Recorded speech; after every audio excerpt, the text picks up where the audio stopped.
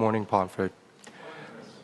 On my 5th birthday, I received a hand-drawn portrait of myself from my grandfather. He was a talented artist who could draw anything from memory, and he would do it quickly. Even when he was an old man, his dexterity and quick wit still remained.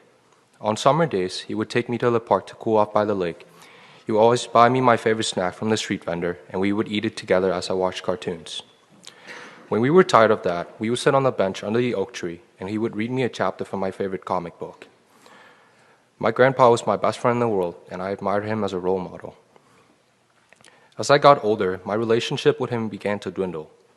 I was busy with schoolwork, so I didn't have much time to spend with him, and my teenage self was more concerned with my social life than building a relationship with my loved ones.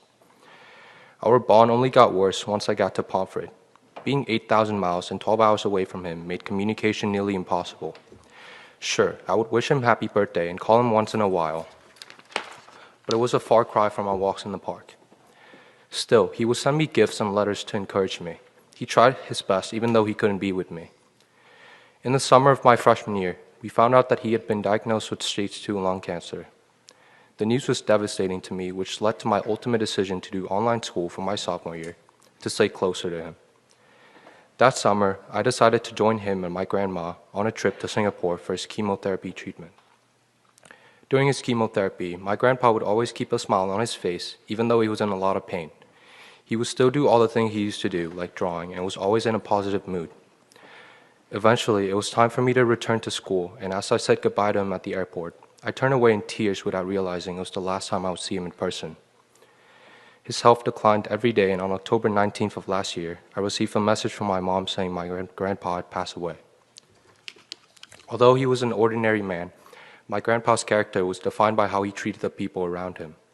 He would often bring food and supplies to homeless shelters and would help him with handing them out. He taught me how to be a kind and caring person, and I wouldn't be who I am today without him.